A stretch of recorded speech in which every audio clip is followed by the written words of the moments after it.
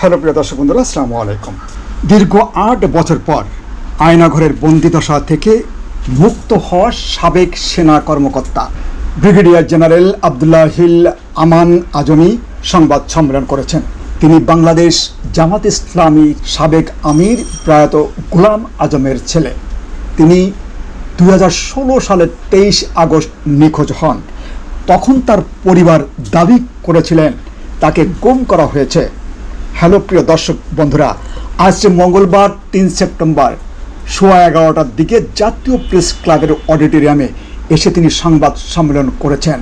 সংবাদ সম্মেলনে এসে আয়নাঘরের যে বিভৎস অত্যাচারের কাহিনী তার হুবহু এখানে তুলে ধরা হলো। 19 তারিখে কিছুক্ষণ জিজ্ঞাসাবাদ করে তারা চলে গেল। আবার 3 দিন পরে 22 অক্টোবর আবার তারা আসলো, আবার একই ধরনের প্রশ্ন। এটা একটা আপনার ইন্টারোগেশনের একটা পদ্ধতি, একই প্রশ্ন বারবার করা, যেন কোনো যদি আমার বক্তব্যে বেশ কম হয় তাহলে তারা বুঝতে পারে মিথ্যার আশ্রয় নিচ্ছে, তখন ওটা নিয়ে তারা আমাকে বারবার জিজ্ঞাসা করবে। তো সত্য বললে তো আর বারবার জিজ্ঞাসা করলে 100 বার জিজ্ঞাসা করলেও কোনো সমস্যা নেই। ইংরেজিতে বলে the most difficult part of telling a lie is that you have to remember what you said the first time. প্রথমে যেটা বলেছিল যদি মনে রাখতে না পারে তাহলে আমি দ্বিতীয়বার উল্টাপাল্টা বললে মিথ্যা হতে হবে। তো আমি যদি মিথ্যা না বলি তো আমার তো এটা মনে রাখার কোনো দরকার নেই। তো আমি দ্বিতীয়বার আমি যা জিজ্ঞাসা করলো একই কথা মনে হলে একই প্রশ্ন করলো। এরপরে দীর্ঘদিন পর জিজ্ঞাসা করেন, আমি তাদের বললাম আপনারা কতদিন আমাকে এভাবে আটকে রাখবেন, বলে আপনারা থাকেন আরও কিছু জিজ্ঞাসাবাদ করবো। 7ই ডিসেম্বর আমাকে তৃতীয়বার তারা জিজ্ঞাসাবাদ করলো আগের প্রশ্নগুলি, কিন্তু এই প্রশ্ন এবার কিছু ব্যতিক্রম ধর্মীয় প্রশ্ন ছিল। এখানে তারা আমাকে হঠাৎ করে বলল, আপনি ভারতের বিরুদ্ধে ফেসবুকে এত সোচ্চার কেন? আমি এখন একটু পিছনে দিয়ে ফিরে যেতে চাই। আমি আমার শরীরের প্রতিটা অনুপরমাণু, শিরা উপসার, লম্কুর, রক্তবিন্দু, সমস্ত অস্থিমজ্জা, খাঁটি দেশপ্রেমিক আপাদমস্তক সৈনিক, আমি দেশের জন্য জীবন দেওয়ার জন্য শপথ নিয়েছি, আমি যোগদান করেছি, আমি এখনও প্রস্তুত দেশের জন্য জীবন দেওয়ার জন্য। তো আমি বলেছি যে আমাকে যে খুব ভারতের বিরুদ্ধে ফেসবুক এত সোচ্চার কেন? তো আমি বললাম ভারতের বিরুদ্ধে ফেসবুকে সোচ্চার হওয়া যদি বেআইনি হয় তাহলে আপনারা আমাকে আটকে রেখেছেন কেন? বিচার বহির্ভূত হবে, আমাকে সে আইনে মামলা দিচ্ছেন না কেন? আর আমি স্বাধীনতা যুদ্ধের পর থেকে, আমি 2016 সালের 7ই ডিসেম্বরের কথা বলছি, তখন স্বাধীনতার 45 বছর প্রায়। আমি বলছি আমি স্বাধীনতার পরে 45 বছরে ভারতকে বন্ধু হিসাবে দেখিনি। আমি ভারতকে একটা বন্ধু প্রতিবেশী রাষ্ট্র হিসেবে দেখতে চাই। আমাদের ফরেন পলিসি হলো, আমাদের পররাষ্ট্রনীতি হলো friendship to all, malice two নান। সবার সাথেই বন্ধুত্ব, কারোর সাথে বৈরিতা না করে। আমি আমার সকল প্রতিবেশীকে বন্ধু রাষ্ট্র হতে পেতে চাই, কিন্তু বন্ধুত্ব কখনো একতরফা হয় না। আমি আপনাকে বন্ধুর মতো ভালোবেসে যাব, আপনি আমাকে চর থাপ্পড় লাথি মারবেন, এটা কোনোদিন বন্ধুত্ব হয় না। তো আমি দেখেছি তারা আমাদের সমস্ত নদীতে বাদ দিয়ে, ফারাক্কাবাদের মতো বাদ দিয়ে, যখন আমাদের পানির দরকার তারা আমাদের দেশে খরা তৈরি করছে, আর যখন আমাদের দেশে বন্যা তখন তারা বাদ করে দিয়ে। আপনারা এখন দেখতে পাচ্ছেন, আজকে দেখতে পাচ্ছেন কি হচ্ছে আমাদের এই পূর্বাঞ্চলীয় জেলাগুলিতে, কীভাবে লাখ লাখ মানুষ আজকে কষ্ট স্বীকার করছে। আমি 2009 সালে আমাকে বরখাস্ত করার পর থেকে আমি এই কাজ করছি। আমার বরখাস্ত প্রসঙ্গে আমি একটু পরে আসছি। 2009 সালে কীভাবে আমাকে বরখাস্ত করলেন আমি একটু পরে আসছি। তো আমি তখন থেকে আমি ভারতের বিরুদ্ধে ফেসবুকে সোচ্চার ছিলাম। আমার বোন ফেলানির লাশ 24 ঘন্টা তার কাটা ঝুলেছিল, আমার এখন বুক ফেটে যায়। 2 দিন পর পরে আমার ভাই বোনদেরকে বর্ডারে গুলি করে মারছে, কোনো প্রতিবাদ নাই।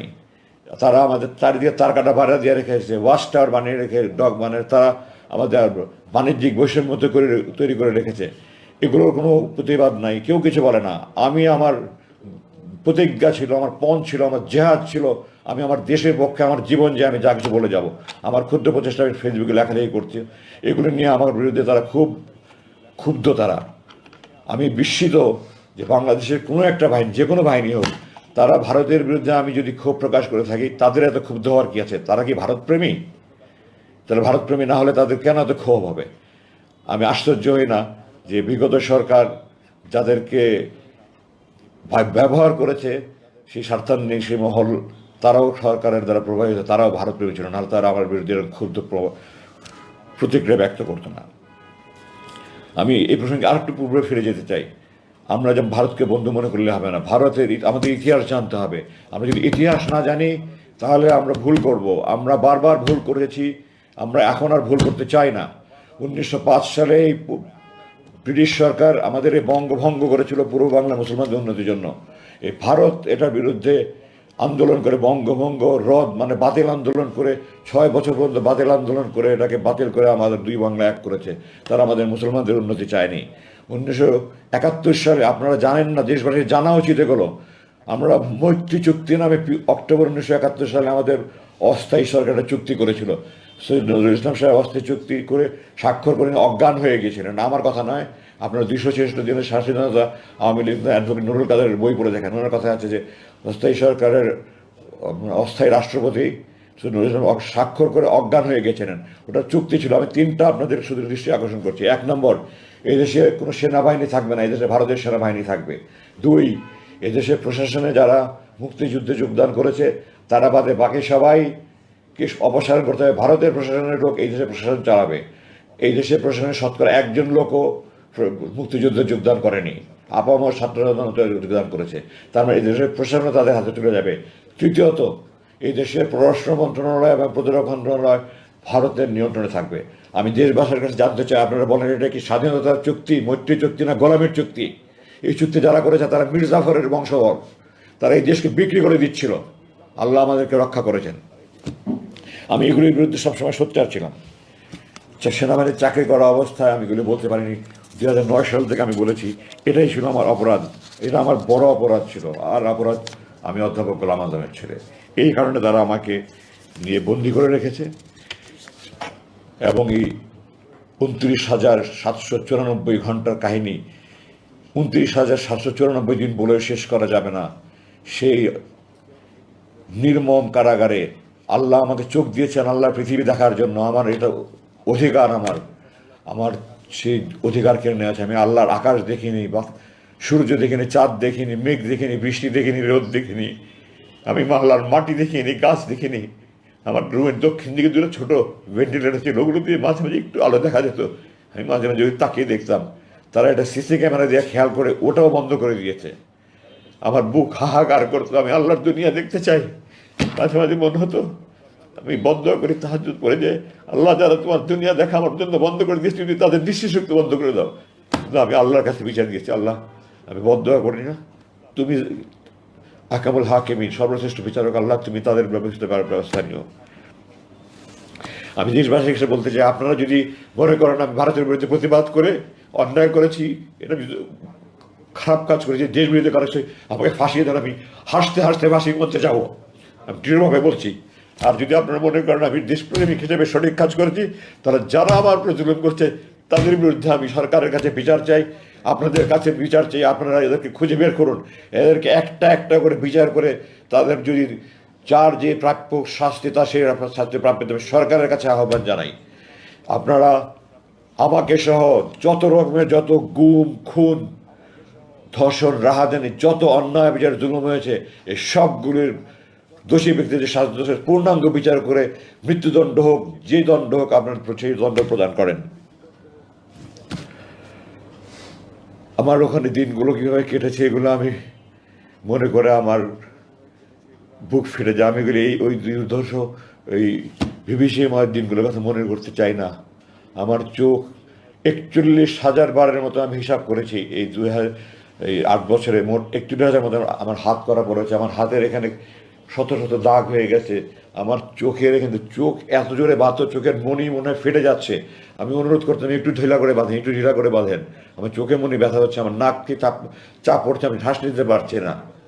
কোনো মায়া দয়াহীন ছিল না। আর কষ্ট লাগতো যে ছেলেগুলি রুমে আমাকে খাবার দিত বা আমাকে টয়লেটে নিয়ে যাওয়া আসা করতো, সেই ছেলেগুলি, আমি যখন 1981 সালে কমিশন হই, যে সৈনিক আমার বুট পালিশ করতো তাদের নাতির বয়সে ছেলে, আমার বড় সন্তান থেকে 10-12 বছরের ছোট ছেলে, তারা আমাকে ধমকের সুরে হুকুমের সুরে কথা বলতো। আমার সমস্ত শরীর আগুন জ্বলতে, কিছু করতে পারতাম না, প্রতিবাদ করতে পারতাম না। ওখানে দৈনন্দিন প্রশাসন দেখার জন্য একটু সিনিয়র লেভেলের, আমার ধারণা তারা ওই হাবিলদার পর্যায়ের হবে। আমি তাদের কাছে বারবার অনুরোধ করেছি। 2-1 জন ছিল একটু সহানুভূতির ছিল, 2-1 জন ছিল, তারাও সুপারভাইজাররা আমার সাথে চরম দুর্ব্যবহার করেছে। এক পর্যায়ে এমন হলো যে একটা ছেলে বারবার দুর্ব্যবহার করছে, আমি তাকে বারবার পরিবর্তন করার কথা, তাকে পরিবর্তন করছে না। আমি সুপারভাইজারকে বললাম যে আপনারা যদি একে পরিবর্তন না করেন তাহলে আমার খাবার সময় যদি তার ডিউটি থাকে আমি খাদ্য বর্জন করব। আমার সুপারভাইজার আমাকে হুমকি দিল, আপনি যদি খাদ্য বর্জন করেন তাহলে প্রতিবেলা খাবার সময় আমি তাকে ডিউটি দেবো, এবং সে সেটা বাস্তবায়ন করেছে। আমি 2 দিন শুধু মুড়ি পানি খেয়ে থেকেছি, কারণ যখনই আমার নাস্তার সময় তাকে ডিউটি দেয়, যখনই আমার দুপুরে খাবার সময় তাকে ডিউটি দেয়, যখনই আমার রাতের খাবার সময় তাকে ডিউটি দেয়। ডাক্তার কিছুদিন, এটা গত বছর শেষের দিকের কথা বলছি, আমার কথা একটু আগে পিছিয়ে হয়ে যাবে, কিছু ক্ষমা করবেন আমাকে।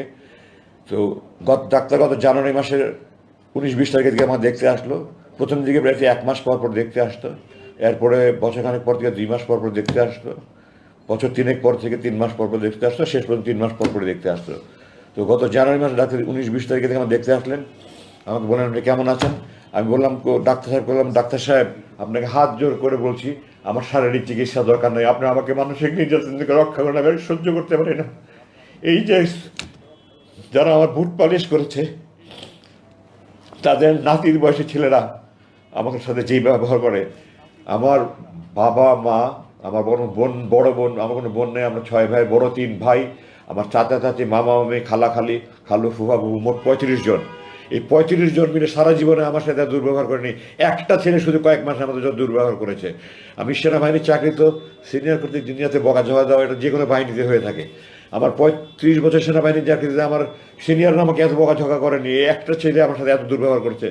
আমি সুপারভাইজারকে বারবার বলেছি আপনি তাকে দয়া করে পরিবর্তন করেনি। আমি ডাক্তার সাহেবকে সব বললাম। আমি তাকে যখন বলেছি যে আমি খাদ্য বর্জন করবো, সে তখন বলেছে আমি তাকে বারবার ডিউটি দিব, এবং সে হুমকি বাস্তবায়ন করেছে। তারপরে ডাক্তার সাহেব দয়া পরামর্শে উনি উদ্বস্ত কর্তৃপক্ষ করে ওই সুপারভাইজার ওই সৈনিককে পাল্টে দিয়েছে। তো আমার এই কষ্ট আমি আপনাদেরকে ভাষায় প্রকাশ করতে পারবো না, প্রকাশের কোনো ভাষা নেই। যারা এই সুপারভাইজারদের বয়সের ছেলেরা, তাদের জন্মের আগে তাদের মতো, আমি তাদেরকে একজনকে বলেছিলাম একদিন যে সুপারভাইজার সাহেব আপনার জন্মের আগে আমি আপনার মতো লোক চড়িয়ে খেলেছি, আমার চোখের ইশারা তারা বুলেটের মতো কাজ করেছে, আজকে আপনার আমার সাথে দুর্ব্যবহার করছেন। সে তারপরেও দুর্ব্যবহার করেছে, এবং দুর্ব্যবহার না, তারপরে আমার চোখ আরও বেশি লাইট করে বাঁধা শুরু করেছে, আরও নতুন নতুন। আগে আমাকে প্রথমত নামাজের সময় বলতো, তারা নামাজের সময় বলেন। আমি বললাম আপনার কি মুসলমানের ছেলে নাকি, আমাকে নামাজের সময় বলেন। আমি তাহাজ্জুদ করে বসে আছি, ফজর নামাজ পড়বো, কিন্তু নামাজের সময় বলে না।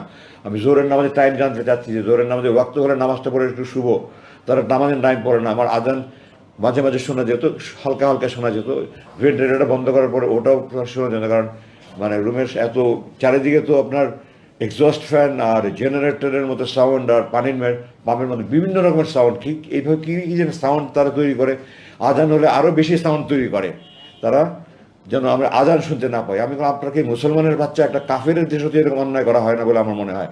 ভারতের মতো দেশ, সেই দেশেও তো আজান শোনা যাচ্ছে মাসে, মানুষ আজান, আমি বিভিন্ন দেশে দেখে এসেছি আজান শোনা যাচ্ছে, আর আপনারা আমাকে আজান শুনতে দেবেন না? আপনার কি মন মানসিকতা? আপনারা কি আল্লাহর ভয় নাই, আখিরাতের ভয় নাই, জাহান্নামের ভয় নাই? বলেন না আমরা নামাজ পড়ি করে, আপনাদের এগুলি অন্তরের কথা না, এগুলি আপনাদের মুখের কথা। আমি তাদেরকে এইভাবে বলেছি। আমি বহুবার বলেছি, 5 বার আমি লিখিতভাবে দিয়েছি। আপনারা, শেষবার আমাকে বললো যে আমরা 7ই ডিসেম্বর যেন আমার কথা বললো, ভারতের বিরুদ্ধে এত সত্যাগ্রহগুলো বলার পরে বললো আমরা আপনার বিরুদ্ধে কিছু তদন্ত করছি, তদন্ত চলাকালীন আপনার থাকতে হবে। তাদের কথাতেই এবং সুরে এবং স্বরে এমন আশঙ্কা হচ্ছে তারা আমাকে সহজে ছাড়বে না। আমি বললাম তদন্ত কিসের? আপনারা জানেন এখন বিভিন্ন তদন্ত কমিটি হচ্ছে, এই কমিটি হচ্ছে। একটা ঘটনা ঘটে, ওটা সত্যতা জানার জন্য এবং দোষী ব্যক্তি নিরূপণের জন্য তদন্ত হয়। কোনো ঘটনা না ঘটলে কিসের উপর তদন্ত? আমি বললাম আপনি কিসে তদন্ত করবেন? তারা আমরা বললো যে আপনি লুকিয়ে লুকিয়ে কিছু করছিলেন কিনা এটা তদন্ত। আমি বললাম এটাকে কি তদন্ত বলে?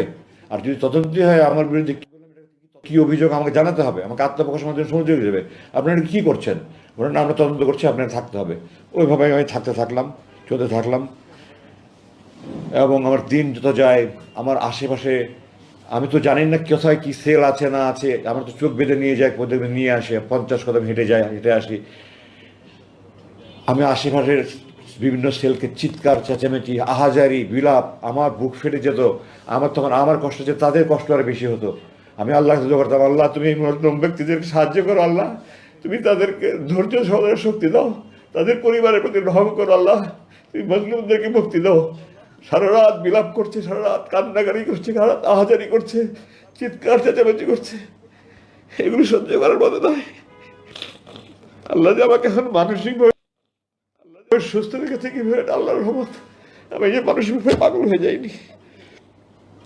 প্রতি রাত ক্রসফায়ারের আতঙ্ক নিয়ে একটা মানুষ যদি দিনের পর দিন, বছরের পর বছর আল্লাহর কাছে দোয়া করে, আল্লাহ এটা যদি আমার শেষ নামাজ হয়, আজকে যদি আমার মৃত্যু হয়, আমাকে শহীদের মর্যাদা যদি আমার লাশ রক্ষত অবস্থায় আমার পরিবারের কাছে পড়েছি যে মাতৃ সন্তানের কাছে মানুষের অনুভূতি কি হবে। পৃথিবীর সমস্ত কবি সাহিত্যিক মিলে সারা জীবন লেখা শেষ করতে পারবো না, আমি আমার ভাষা প্রকাশ করতে পারবো না। এত কিছুর মধ্যে আমি নিরাশ হইনি। কোরআনে আল্লাহ বলেছে লা তাকনাতু মির রাহমাতিল্লাহ, তোমরা আল্লাহর সাহায্য থেকে নিরাশ হয়ে না। হতাশা এসেছে, বিষণ্ণতা এসেছে, দিনের পর দিন খাবার খায়নি, মন ভেঙে একেবারে চুরমার হয়ে গেছে, আমি আল্লাহর সাহায্য থেকে নিরাশ হইনি। আল্লাহর সাহায্য থেকে নিরাশ হইনি। আল্লাহ আপনাদের দোয়ায় আমাকে সেই শক্তিটা দিয়েছিলেন এবং আল্লাহ শক্তি দেওয়ার ফলেই এই ছাত্র জনতার এই গণবিপ্লবের মাধ্যমে যে বিজয় অর্জন হয়েছে, এরপরে আমাকে তারা মুক্তি দিতে বাধ্য হয়েছে। এই প্রসঙ্গে আমি একটা কথা একটু গুরুত্বের সাথে বলতে চাই।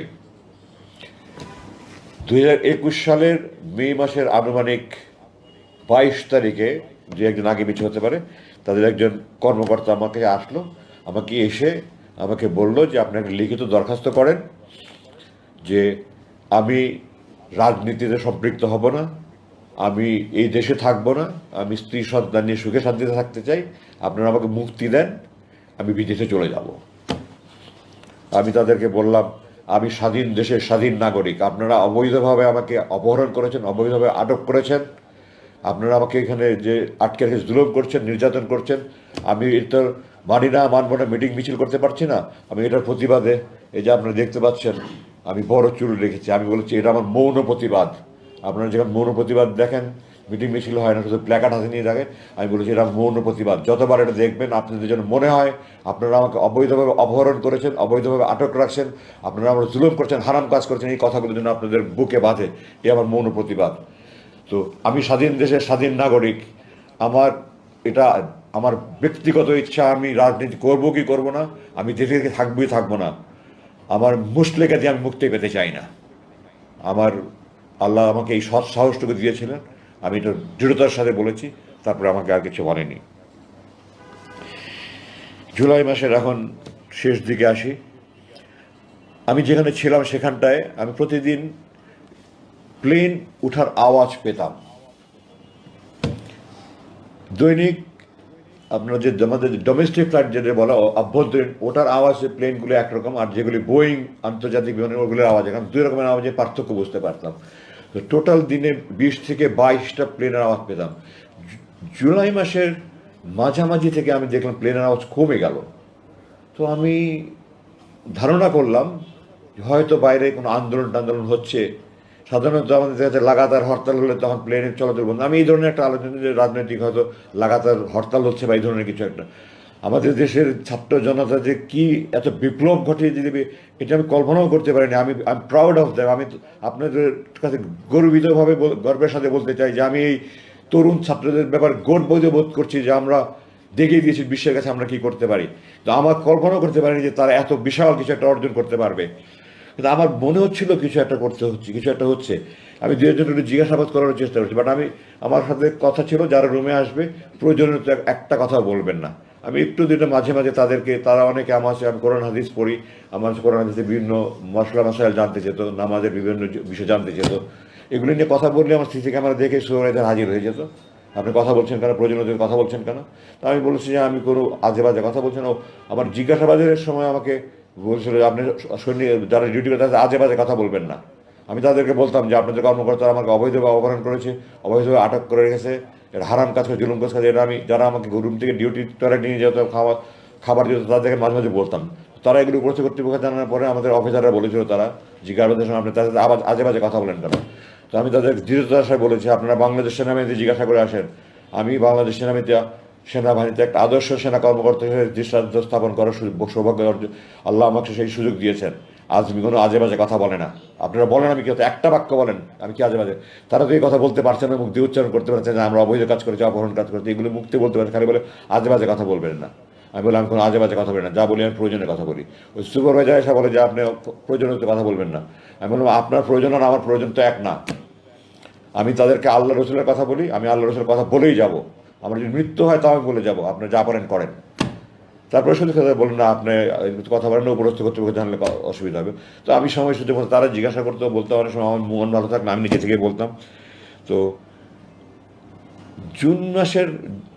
জুলাই মাসের 5 তারিখে যে বিপ্লব হয়ে গেছে এটা তো আমি জানি না। আমি আমাকে 5 তারিখ 10:30টার সময় এসে বললো যে আপনাকে ডাক্তারের কাছে নিয়ে যাওয়া হবে। ডাক্তার প্রথমের দিকে সকালের দিকে আসতেন, আমি তো ডাক্তারকে বললাম যে সকালের দিকে তো আমি ফজর নামাজ তাহাজ্জুদ করে ফজর পরে ঘুমাই, আমার যদি 2টার দিকে আসে আমার সুবিধা হয়। তারপরে 2টার দিকে আসতেন এবং তিনি 30শে জুলাই আমরা যতটুকু মনে করি শেষ দেখে গেছেন। তার মানে এই কয়েকদিন আগে আমাকে দেখে গেলো, 5 দিন আগে ডাক্তার দেখে গেলো, আমার রক্ত পরীক্ষা গেলো এবং ডাক্তার রিপোর্ট আমাকে জানালো সব রিপোর্ট নর্মাল আছে। তো এখন ডাক্তারের কাছে 10:30টার সময় কোথায় নিয়ে যাবেন? বললেন আপনাকে ডাক্তারের যেতে হবে। বলে আমাকে আমার রুম থেকে চোখ হাত বেঁধে মুখোশ পরিয়ে একটা গাড়িতে করে এই 1-1.5 মিনিট গাড়ি চালিয়ে ওখানে আশেপাশে কোনো আরেকটা রুমে নিয়ে গেল। এখন আমি ধারণা করি যে ব্রিগেডিয়ার জেনারেল হাসান নাসিরের নেতৃত্বে কিছু সংখ্যক সামরিক অফিসার, কর্নেল হাসিনের মতো সাহসী সামরিক অফিসার, ব্রিগেডিয়ার হাসানের সাহসী অফিসার, কিছু অফিসার বোধহয় ওই কচু খেতে যে ডিজিএফআই আছে ওই অফিসের সামনে গিয়ে তারা চিৎকার চেঁচামেচি করেছে, আমরা আজমিকে চাই।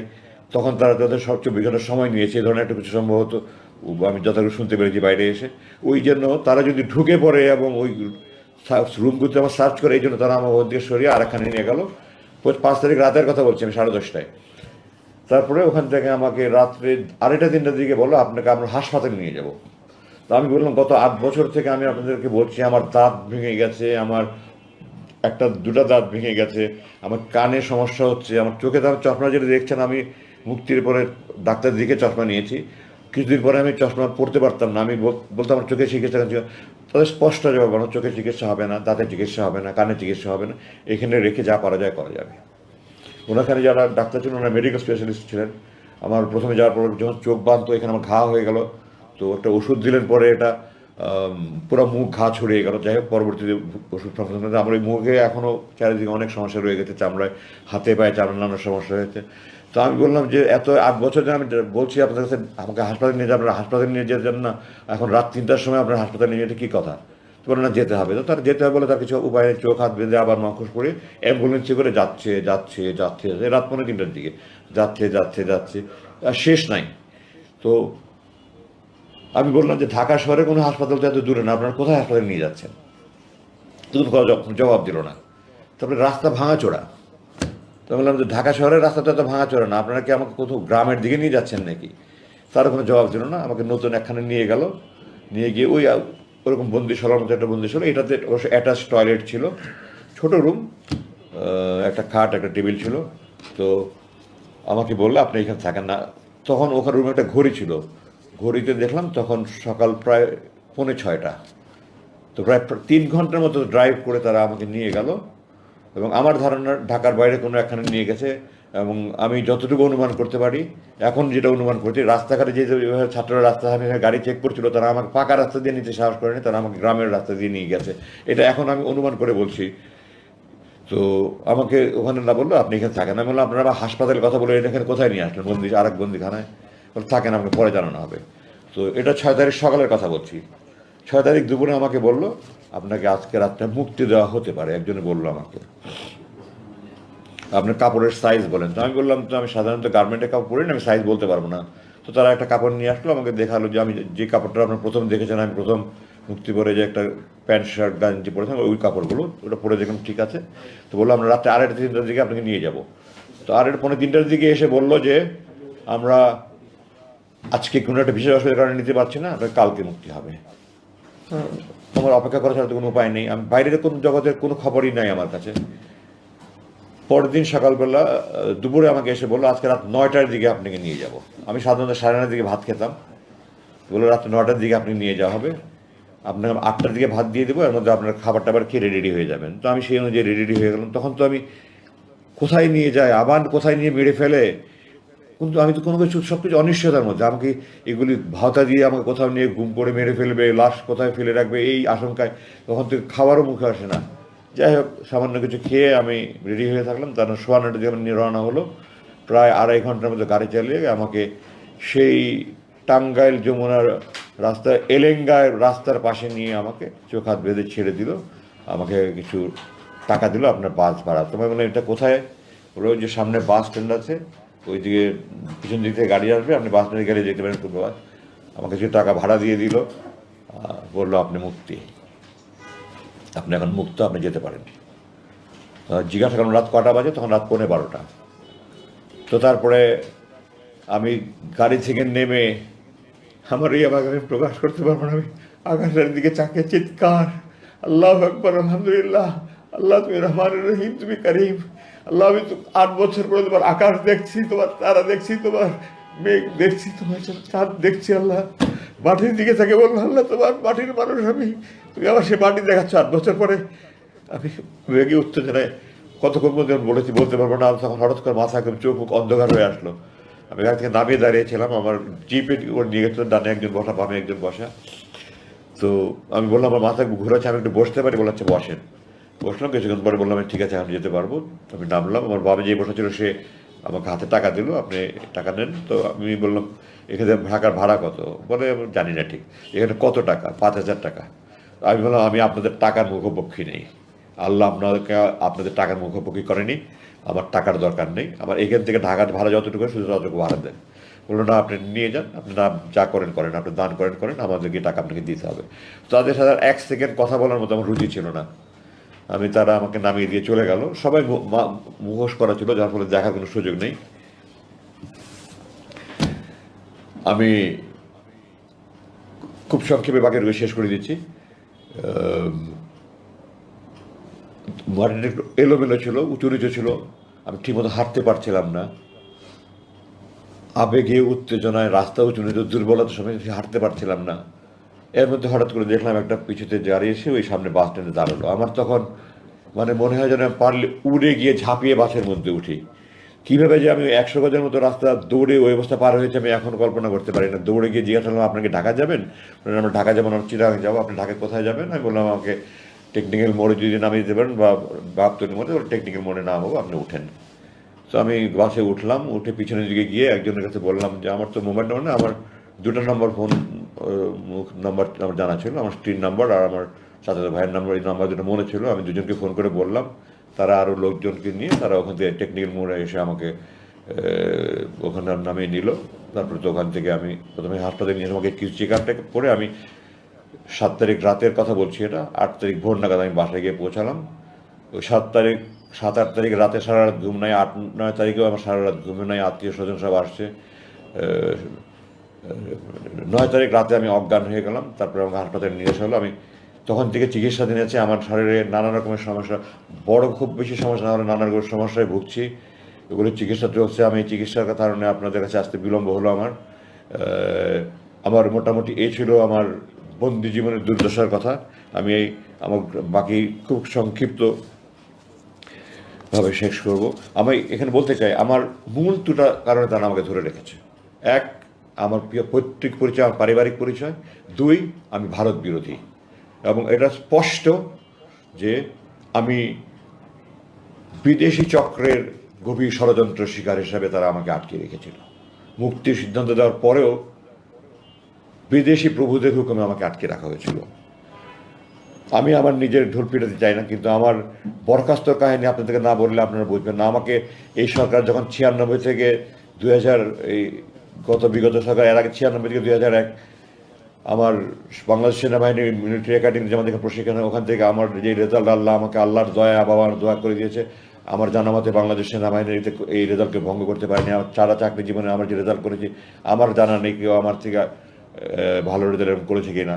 আমি মাফ করবেন, আমি কখনো আত্মপ্রচার করেন, প্রসঙ্গক্রমে বলছি 96 থেকে 2001 ক্ষমতা থাকাকালীন আমার সম্পূর্ণ সময় আমার এই বিগত সরকার আমার লেফটেন্যান্ট কর্নেল থেকে কর্নেল র্যাঙ্কে, মেজর থেকে লেফটেন্যান্ট কর্নেল র্যাঙ্কে প্রমোশন আটকে রেখেছিল আমাকে। 2001-এ বিএনপি ক্ষমতা আসার পরে 2002-এ আমি লেফটেন্যান্ট কর্নেল র্যাঙ্ক পদে প্রমোশন পাই। এবং 1998 সালে আমার বাবা একদিনের জন্য, আমার স্ত্রী অসুস্থ, আমি অসুস্থ, আমার 8 মাসের ছিল অসুস্থ, আমার বাবার চট্টগ্রামের প্রোগ্রাম ছিল। তো আমার মা আমার বাবার সাথে গিয়েছিলেন যে আমার মাকে বাসায় নামিয়ে রেখে সকালে চলে যাবেন। এর মধ্যে সকালবেলা ওই জেনারেল জিওসির অফিস থেকে আমাকে, জিওসির প্রধান স্টাফ অফিস আমাকে ফোনে ডাকিয়ে নিল। আমি গেলাম, আমাকে বললো তোমার বাবা তোমার বাসা থাকতে পারবে না। তো আমি বললাম স্যার এটা সামরিক বাহিনীর কোনো আইনে এমন আইন আছে? তো বলে এটা সেনাপ্রধানের আইন। সেনাপ্রধান তখন জেনারেল মুস্তাফিজ, সাবেক প্রধানমন্ত্রীর ফুফা, সম্ভবত এলপিআর থেকে এনে ওনাকে সেনাপ্রধান বানানো হয়েছিল। তো আমি বললাম যে স্যার আমি জিওসির সাথে দেখা করতে চাই। তখন বলেন জিওসি খুব রাগ হয়ে আছেন, তুমি দেখা করলে এটা ভালো হবে না খারাপ হবে। তো আমি জিজ্ঞাসা করলাম, স্যার আপনি কি আপনার বাবাকে বলতে পারবেন যে বাসায় থাকতে পারবো না? কোন বাবা বলেন তার সন্তানকে, যদি কুসন্তান না হয় কোন বাবা তার বাবাকে বলবে যে তুমি আমার বাসায় থাকতে পারবে না? আমার বাবা আদারওয়াইজ প্রোগ্রাম ছিল, উনি সকালবেলা চলে যাবেন, রেডি হয়ে গেছেন, কিন্তু আমাকে কেন ডেকেছিল জানার জন্য অপেক্ষা করছিলেন। আমি বাসায় ফিরে গিয়ে আমাকে উনি নাস্তাটা খেতে দেন, আমি নাস্তার প্লেট ধাক্কা দিয়ে সরিয়ে দিলাম। উনি আমাকে বলছেন তুমি মাইন্ড করো না, কষ্ট নেই। আমি বললাম যে আপনারা আমাকে চাকু দিয়ে হাত কাটছেন আর তুমি ব্যথা পেয়েছো না, এটা তামাশা একটা। যাই হোক, আমি বাসায় চলে আসলাম, জিওসির সাথে দেখা করলাম না। তারপরে বলে আমি বাবাকে বলতে পারছিলাম না, খালি কাঁদছিলাম আর কাঁদছিলাম। যাই হোক, বাবা চলে গেলেন। এরপরে তো আমাকে ওখান থেকে পরদিনই আমাকে শুক্রবার দিন পার্বত্য কোনো মুভ হয় না, আমার পার্বত্য পাঠিয়ে দেওয়া হলো। এরপর দিন আমাকে কীভাবে যে ওখান থেকে অপমান করে বিদায় দেওয়া হলো, রংপুরে পাঠিয়ে দেওয়া হলো। এরপরে 2009 সালে একদিনের মধ্যে বাংলাদেশ সেনাবাহিনীর একজন ব্রিগেডিয়ার জেনারেলের বিদায় সম্বর্ধনা, বিদায় অনুষ্ঠান অনেক জাঁকজমকপূর্ণ। আমাকে একদিনের মধ্যে আমার চাকরি দেখিনি, আমি যত অফিসারকে জিজ্ঞাসা করি যেখানে রাত্রেবেলা নৈশ ভোজে আপনারা আমার একটা ড্রেস থেকে দেখতে পাবেন, সাদা পোশাক পরে ড্রেস, ওরকম পোশাক পরে ব্যান্ড পার্টি বাজিয়ে অনেক জাঁকজমক হয়। আমাকে দূরবেলা ইউনিফর্ম পরে লাঞ্চ জাস্ট আনুষ্ঠানিকভাবে একটা পার্টি করে আমাকে বিদায় দেওয়া হচ্ছে একদিনের মধ্যে, এবং আমাকে বলা হয়েছে যে আমাকে ওই রাত্রেই ক্যান্টনমেন্ট ত্যাগ করতে হবে। অথচ একজন অফিসার হিসাবে আমি এই কোনো ধরনের ক্ষেত্রে আমাকে ঢাকার লজিস্টিক এরিয়া হেডকোয়ার্টার আমাকে সংযুক্ত করা হচ্ছে। সংযুক্ত সময়ের জন্য সবসময় কারণ দেখাতে, কোনো কারণ ছাড়া আমাকে সংযুক্ত করা হয়েছে। এবং আমাকে ওই সময় আমি মোট 12 দিন প্রাপ্য ছিলাম, আমাকে একদিনের মধ্যে রাতের মধ্যে ওখান থেকে ত্যাগ করতে বাধ্য করা হয়েছে। আমি ঢাকায় এসেছি, আমাকে একটা এমন গাড়ি দিয়েছে যে গাড়ি আমি চাকরি জীবনে একজন সেকেন্ড লেফটেন্যান্ট সেই গাড়ি ব্যবহার করে একটা ভাঙাচোরা গাড়ি দিয়েছে। আমার আগে ওখানে একটা জিপ একটা কার ছিল।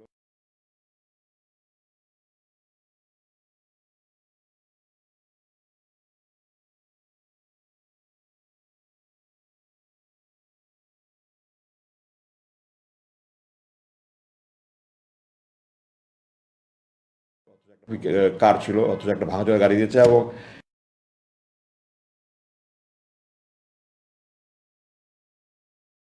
আমাকে হুকুম করা হয়েছে যে আমি এই গাড়ি নিয়ে আমি বাসায় যাওয়া আসা কোনো বাসায় পর্যন্ত গাড়ি নিতে পারবো না।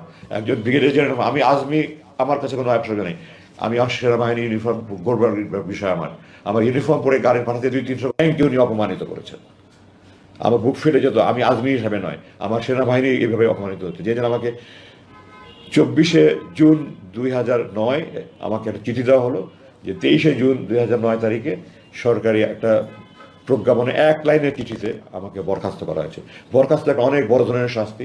সেনাবাহিনী অফিসাররা অপরাধ করলে 9-10 সঙ্গে শাস্তি হয়, সবচেয়ে বড় মৃত্যুদণ্ড, যেটা সাধারণত বিদ্রোহ হয়, তারপর কারাদণ্ড, তারপর বরখাস্ত, এরপরে নিচে আরও অনেক 7-8 একটা অপরাধ সংগঠন হতে হয়, একটা তদন্ত হয়, তদন্তে প্রমাণিত হলে কোর্ট মার্শাল হয়, কোর্ট মার্শাল করে তারপরে কোর্ট মার্শালও তাকে হয় র্যাঙ্ক ডাউন করতে পারে, সিনিয়রিটি ডাউন করতে পারে, বরখাস্ত করে না। আমাকে কোনো অপরাধ ছাড়া, কোনো তদন্ত ছাড়া, কোনো কিছু ছাড়া এক চিঠি দিয়ে, নজিরবিহীন ভিড়, পৃথিবীর ইতিহাসে এরকম নেই, আমাকে চাকরি থেকে, আমার এই 30 বছরের বর্ণাঢ্য চাকরি, আমার সমস্ত পেনশনের সমস্ত সুযোগ বন্ধ করে আমাকে সে চাকরি থেকে বরখাস্ত করে দেওয়া হলো। আমার র্যাঙ্ক হরণ করা হলো, পেনশনের সমস্ত সুযোগ বন্ধ করা হলো, এবং তার কিছুদিন পরে চিঠি দিয়ে আমাকে সকল সেনানিবাস প্রবেশ নিষিদ্ধ করে আমাকে অবাঞ্ছিত ঘোষণা করা হলো। আমি জেনারেল ওয়াকারের প্রতি কৃতজ্ঞতা জানাই। জেনারেল ওয়াকার এটাকে ওই আদেশটাকে বাতিল করে, আমাকে সেনাবাহিনীর অবাঞ্ছিত ঘোষণা বাতিল করে গতকালকে আমাকে একজন জেনারেলকে দিয়ে ব্যক্তিগত আমাকে চিঠি পাঠিয়েছে যে স্যার আপনাকে অবাঞ্ছিত ঘোষণা যেটা প্রত্যাহার করলাম, স্যার আপনি আমার সাথে একটু খেয়ে যান, একটু চা খেয়ে যান, কফি খেয়ে যান। স্যার প্রথমে লাঞ্চ কথা বলুন, কফি খেয়ে যাবেন, কালকে প্রেস কনফারেন্স আমি করতে পারবো, তাহলে স্যার লাঞ্চ করেন। আমি লাঞ্চ করবো না, আমি প্রেস কনফারেন্স পরে আমি আসবো ইনশাল্লাহ। তো আমি জেনারেল ওয়াকারের কাছে কৃতজ্ঞ। আমার মিরপুর ডিওজি আমার প্লট পেয়েছিলাম 2014 সালে, আমার নির্মাণের জন্য প্ল্যান পাস হয়ে কাজ শুরু করেছে, এক লাইনের চিঠি, সকল কার্যক্রম স্থগিত, আমার কার্যক্রম বন্ধ করে রাখা হয়েছে। জেনারেল ওয়াকারের কাছে আমি কৃতজ্ঞ, নিয়ে আবার এটা কার্যক্রম শুরু করার অনুমতি দিয়েছে। এখন আপনাদের কাছে আমি অনেক সময় নিয়ে ফেলেছি, আমি দুঃখিত যে আমি কথাগুলি গুছিয়ে বলতে পারছি না, এত বছর পরে কথাগুলি গুছিয়ে বলতে পারছি না।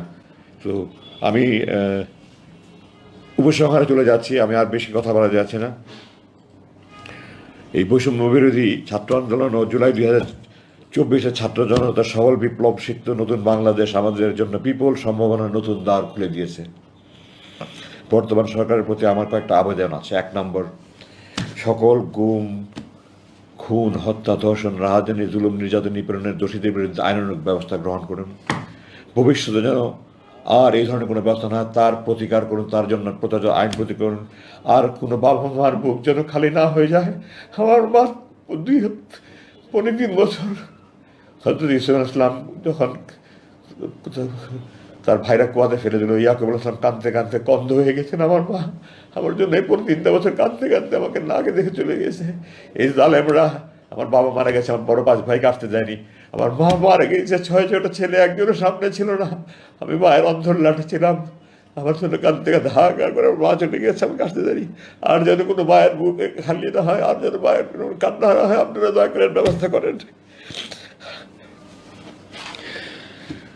আল্লাহ, আপনারা দয়া করে সুশাসন, আইনের শাসন, বাক স্বাধীনতা, স্বাধীন ও নিরপেক্ষ বিচার ব্যবস্থা, সুদৃঢ়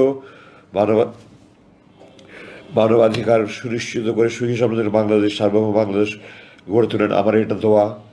আমি এখানে আরেকটু বলতে চাই যে আমাদের সংবিধান এটা 1972 সালে রচিত হয়েছে। 1970 সালে আওয়ামী লীগ জনগণের কাছ থেকে ম্যান্ডেট নিয়েছিল পাকিস্তানের সংবিধানের অধীনে পাকিস্তান রাষ্ট্র পরিচালনার জন্য স্বাধীন বাংলাদেশের স্বাধীন সংবিধান রচনা করে নয়। তারা 1972 সালে পাকিস্তান আমাদের যুদ্ধ চাপি দিয়েছে, আমরা যুদ্ধ করে স্বাধীন হয়েছি আলহামদুলিল্লাহ, কিন্তু তারা জনগণের কাছ থেকে নতুন সংবিধানের প্রণয়নের কোনো ম্যান্ডেট নেয়নি। সুতরাং এই সংবিধান আমার দৃষ্টিতে বৈধ নয়। একটা নতুনভাবে কমিটি করে নতুন সংবিধান প্রণয়ন কমিটি করে একটা নতুন সংবিধান করা, এটা বাতিল করা হোক, এবং এটাতে যত মানবাধিকারের কথা আছে সব, যেমন সেনাবাহিনীর আইনের আশ্রয় নেওয়ার কোনো অধিকার নেই, এগুলি সহ যত আপনার একটা যথাযথ পদক্ষেপ নিয়ে এক নতুন সংবিধান তৈরি করেন। আমাদের জাতীয় সঙ্গীত আমি আপনাদের দৃষ্টি আকর্ষণ করতে চাই। 1905 বঙ্গভঙ্গ রদের জন্য এটা রবীন্দ্রনাথ লিখেছিল, আমার সোনার বাংলা আমি তোমায় ভালোবাসি। এই জাতীয় সঙ্গীত 2 বাংলা এক করার জন্য জাতীয় সঙ্গীত। আমরা কি 2 বাংলা এক হতে চাচ্ছি? আমরা কি স্বাধীন বাংলাদেশ থাকতে চাই, না ভারতের পশ্চিমবঙ্গের অঙ্গীভূত রাজ্য হতে চাই ভারতের? আপনারা বলেন, আমরা স্বাধীন বাংলাদেশ চেয়েছি, স্বাধীন বাংলাদেশ থাকতে চাই। এই জাতীয় সঙ্গীত আমাদের স্বাধীন বাংলাদেশের অস্তিত্বের পরিপন্থী। আমি জোর দাবি জানাচ্ছি নতুন জাতীয় আমাদের নতুন জাতীয় সঙ্গীত আমাদের তৈরি করা হোক, এবং এই মিথ্যার উপরে কোনো জাতির ইতিহাস প্রতিষ্ঠিত হতে পারে না। একজন মুখের কথার উপরে কোনো ব্যক্তির জাতির ইতিহাস। আল্লাহ কোরআনে বলেছেন আল্লাহর একত্বে, আল্লাহর পূর্ণত্বে, আল্লাহর অস্তিত্বে বিশ্বাস করতে হবে, না হলে জাহান্নামে যেতে হবে। আল্লাহর একত্ব, পূর্ণত্ব, অস্তিত্ব বিশ্বাস আল্লাহ শত শত আয়াত নাজিল করেছেন। রাসূল যখন আনসারদের হাতে শপথ নিয়েছেন, তাদেরকে বলেছেন আমার যে কোনো ন্যায়সঙ্গত আইন তোমরা মানবে। রাসূল জানতেন উনি কোনো অন্যায় আদেশ দিবে না, আনসাররাও জানতো আমরা কোনো অন্যায় আদেশ দিবে না, তারপরেও এটা উনি রাসূল বলেছেন। আর একজন শেখ মুজিব সাহেব, উনি 3 লক্ষ বলতে গিয়ে 3 মিলিয়ন বলেছেন, এবং এটাই 30 লক্ষ হয়ে গেছে। একটা জরিপ ছাড়া, কোনো রকমের কোনো কিছু ছাড়া 30 লক্ষ মা বোনের শহীদ বলে বলে তারা মানুষের আবেগকে কাজে লাগিয়ে মানুষকে প্রতারণা করেছে। আমি সরকারের কাছে আবেদন জানাই, আপনারা জরিপ করে বের করেন, অ্যাকচুয়ালি 30 লক্ষ হোক, 3 কোটি হোক, আপনারা বের করেন। আমার জানা মতে এটা 2,86,000 একটা জরিপ হয়েছিল, এটা 2,86,000 ছিল দেখে তারা প্রচার করেনি। ওই 3 লক্ষটাকে 30 লক্ষ বানিয়ে তারে 2 লক্ষ মা বোন ধর্ষিত হয়েছে। এখনও সময় আছে, এখনও সেই লোকজন বেঁচে আছে। আমরা সারা দেশে একটা জরিপ করে এই 3 লক্ষ না 30 লক্ষ, 2 লক্ষ মানুষ শহীদ হয়েছে কিনা জাতিকে সত্য ইতিহাস জানতে দিন। আমাদের নতুন প্রজন্মকে মিথ্যার উপরে আপনারা জাতিকে গড়ে তুলতে দেবেন না, দয়া করে আল্লাহর ওয়াস্তে। আপনারা যদি দেশপ্রেমিক হন, একটা সত্যিকারের জরিপ করে এটা ব্যবস্থা করেন। সত্যের সাথে 24 ঘন্টা নড়াইল কণ্ঠ ডেস্ক।